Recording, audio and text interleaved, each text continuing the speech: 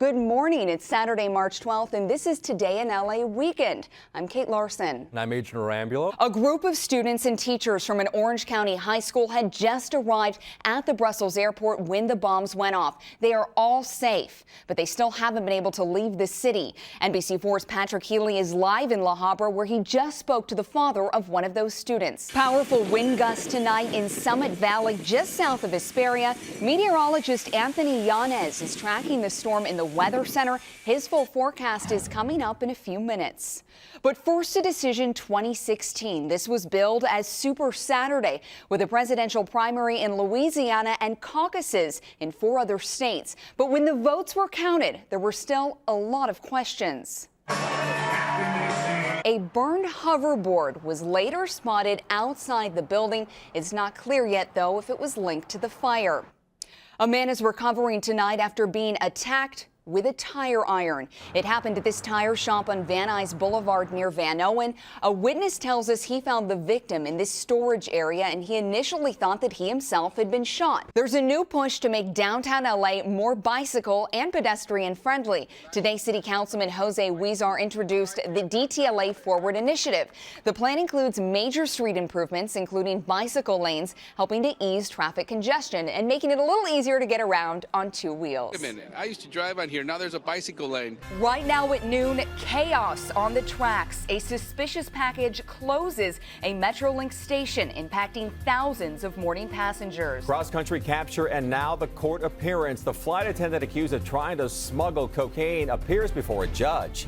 And the Democrats take Southern California by storm. First Bernie Sanders and now Hillary Clinton drumming up support here in the Golden State.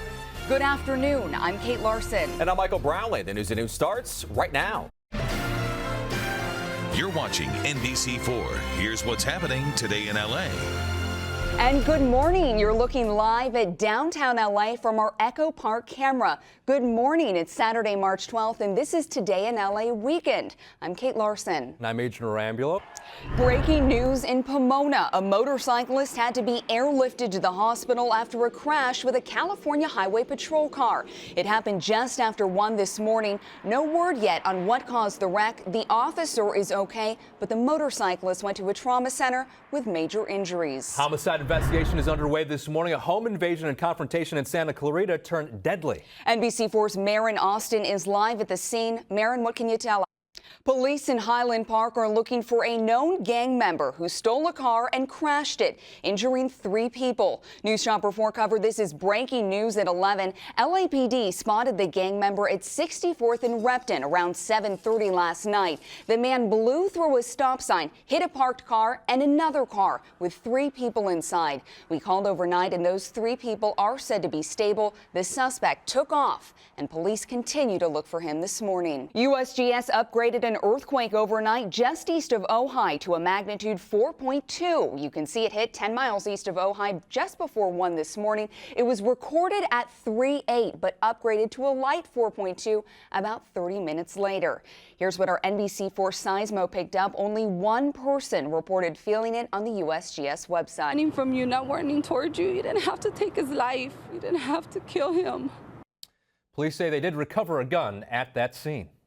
And for the second time in a month, the bomb squad and hazmat are called to the Chet Holyfield Federal Building in Laguna Niguel last night. The call? A suspicious package. After careful examination, they determined it was not dangerous. Last night's response comes just over a week after a man used his car to hit and seriously injure a federal employee outside the same building. It was a ceremony about a woman and enduring love. Many Porter Ranch residents claim they're still suffering from the Aliso Canyon gas leak. Coming up, what's happening today to help deal with the problem and the hundreds of complaints. Also, a violent wake-up call for those staying at a local motel. Details on these crashing developments when we return. Also, weekend snow creating lots of problems for drivers. What you need to know if you're planning to hit the road. Plus, set those clocks forward. Daylight saving time begins overnight. Why it could pose health risks for some.